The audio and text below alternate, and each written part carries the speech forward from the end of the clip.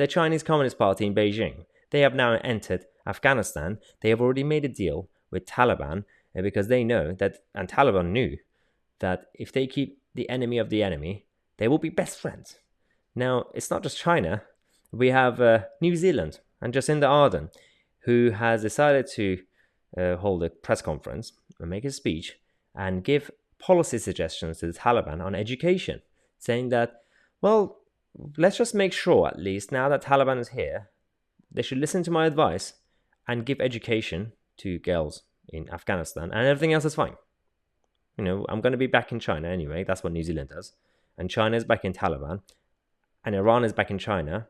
And the circle of evil continues in that region, and you wonder why.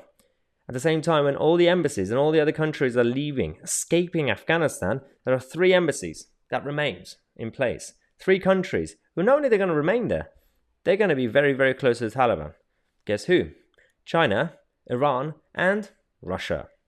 Now, spokesperson for China's foreign ministry said that the Taliban have repeatedly expressed their hope to develop good relations with China, and that they look forward to China's participation in the reconstruction and development of Afghanistan. We welcome this. That's what China said. We know exactly what they're doing.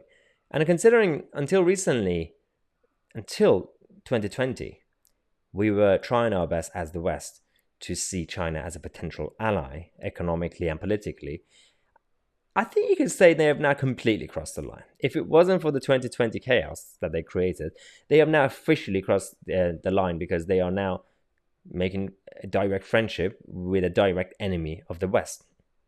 I don't think we're going to do anything about it, but that's China's position.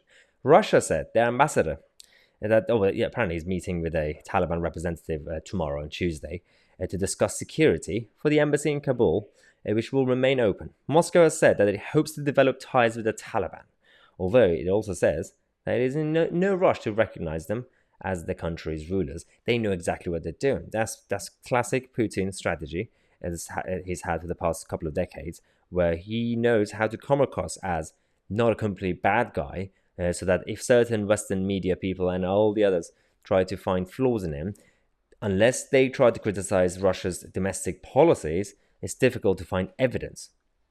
He's a classic gangster. You know, organized crime, that's how it works. You can't really find evidence. So that's why a lot of people try their best to sometimes defend Russia and say, well, give me evidence that Russia is causing trouble internationally. They're very good at hiding the evidence. And that's Russia's position. They are going to be friendly with Taliban as expected.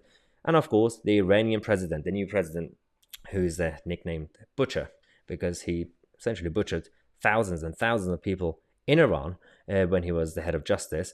Raisi has now said that the US military failure in Afghanistan offers an opportunity to establish lasting peace in the country. Sorry, what? Considering Iran also have a problem with Taliban, considering it would have been better off having that corrupt government in place in Afghanistan, are they really trying to be friendly with Taliban now? That's what I'm really worried about, because Iran is also facing problems at home with the uprising.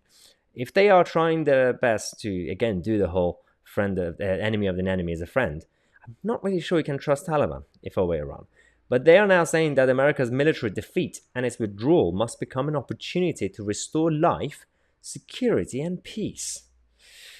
This key word, peace, that the Iranians use, I think is ironic, but maybe they're being serious about it. Well, thanks again for watching, everyone. This was just a shorter version of the full show. I tried to obviously upload 3 different bits of it so you guys can actually see the gist of the summary of today's show, but I had to re-upload two of them actually, because they got censored, so I had to do a self-editing. This is exactly why we can't post the full version of these shows, unfortunately, on YouTube anymore. So for those of you who already joined the website to watch the full shows, thank you so much for all the support. For those of you who want to join us and get access to all the daily shows, the podcasts, everything that we do on the new website, check out mytc.co.uk. Have a look, and you'll see what you can actually get, because we got some new changes as well coming tomorrow with the new team of presenters that we also have introduced, new schedules that we have. Tuesday, Wednesday, Thursday, we got the MyTC show.